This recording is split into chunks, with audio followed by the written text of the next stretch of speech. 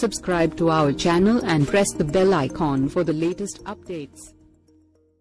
IPL 2019 సీజన్లో Delhi Capitals జట్టు ఘనమైన బోని అందుకుంది. ముంబై ఇండియన్స్తో వాంఖడే వేదికగా ఆదివారం రాత్రి ముగిసిన మ్యాచ్లో బ్యాటింగ్, బౌలింగ్ సమిష్టిగా రాణించిన ఢిల్లీ జట్టు 37 పరుగుల తేడాతో విజయం సాధించింది. తొలుత రిషబ్ పంత్ మెరుపు ఇన్నింగ్స్ ఆడడంతో 6 వికెట్ల నష్టానికి 213 పరుగులు చేసిన ఢిల్లీ ఆ తర్వాత లక్ష్య ఛేదనకు దిగిన ముంబై ఇండియన్స్ను 176కే పరిమితం చేసింది.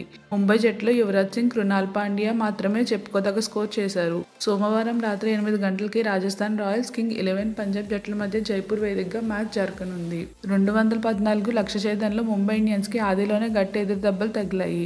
ఓపెనర్గా ఆడిన రోహిత్ శర్మ 4వ ఓవర్లోనే పెవిలియన్కి చేరిపోగా అనంతరం వచ్చిన సూర్యకుమార్ యాదవ్ నిరాశపరిచాడు. ఈ దశలో కాసేపు దూకుడుగా ఆడిన మరో ఓపెనర్ డికాక్ కూడా అవుట్ అవడంతో ముంబై 45/3తో కష్టాల్లో పడింది. కానీ 4వ స్థానంలో బ్యాటింగ్కి వచ్చిన యువరాజ్ సింగ్తో కలిసి కిరణ్ పోలార్డ్, కృణాల్ పాండ్యా కాస్త బ్యాటింగ్ జుడిపించి ముంబై జట్టులో ఆశలు రేపారు. కానీ కీలక సమయంలో ఇద్దరితో పాటు హార్దిక్ పాండ్యా కూడా అవుట్ అవడంతో మ్యాచ్పై ముంబై పట్టుజారింది. ఆఖర్లో యువీ ఇన్నింగ్స్ ఓటమి అంతరాన్ని తగ్గించగలిగిందంతే. అంతకుముందు మ్యాచ్లో Rishabh Pant hitting highlight. Mumbai Indians బౌలర్లో జస్ప్రీత్ బుమ్రాతో సహా అందరి బౌలింగ్లోనూ పంత్ స్పిన్నర్లు మోత మోగించి ఈ హిట్టర్ ఢిల్లీకి పెరుగైన స్కోర్ అందించాడు. ఈ సీజన్లో సన్ రైజర్స్ హైదరాబాద్ నుంచి ఢిల్లీకి మారిన ఓపెనర్ శిఖర్ ధవన్ జట్టుకి శుభారంభం ఇవ్వగా మిడిల్ ఓవర్లో ఇంగ్రామ్ బ్యాట్ జులిపించాడు. ఇలాంటి మరిన్ని అప్డేట్స్ కోసం మన ఛానల్ని సబ్స్క్రైబ్ చేయండి.